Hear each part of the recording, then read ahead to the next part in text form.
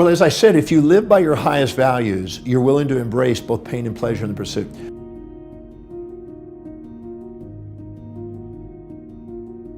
When somebody's doing something that's really, truly meaningful to them, that means so much to them, they won't give up on it.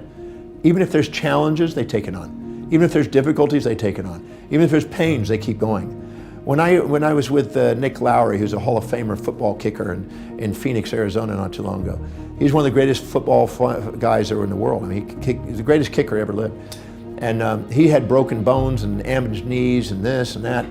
Nothing stopped him. His mission was to be the greatest football player. So when somebody's inspired by a vision and they're inspired by what they want to accomplish and they know their service and they know what their mission is, they embrace pain and pleasure in pursuit of it.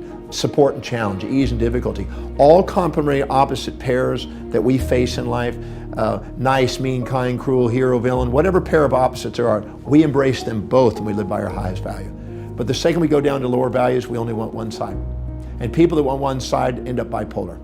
Bipolar is a byproduct, bipolar condition is a byproduct of the search for one side, monopolar expectations. As long as you're looking for a one-sided world, always positive, always sweet, always positive, always kind, always nice, always sweet, that's delusional. I don't support that kind of illusion because no one ever has that. People live in a fantasy. The fastest way to be depressed is look for only one side. The fastest way to fail is to look for only one side. Embrace both sides of life and you'll be prepared for the real challenges that you face to do incredible things in the world. The people that do the most extraordinary things embrace both sides. Well, you have a natural set of values already, automatically. Even babies when they're born already have a set of values. They're already drawn to certain things and are repelled from certain things. So it's not that you need to select them necessarily, but you already have them. Now, there's only two ways to having fulfillment. Either you set goals that match the highest values, or you change the values to match the goals you say. So if I go and I stand in front of thousands of people and I ask, how many of you want to be financial independent? Everybody puts their hand up. But when I ask how many are, most everybody puts their hand down. 1% or less actually make financial independence.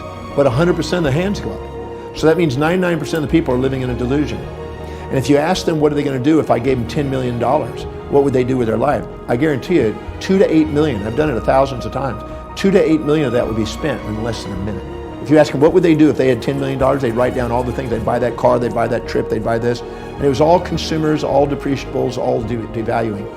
As long as they spend their money on depreciables and consumables, they really don't have a real desire for building wealth. They have to invest it and buy things that appreciate value if they want to be wealthy. And people who don't have those values aren't going to get there. So you either have to shift the values and stair-step the values up and have a higher value on wealth building if you want that, or you're setting yourself up for the ABCDs of negativity, expecting yourself to get something that's not going to happen.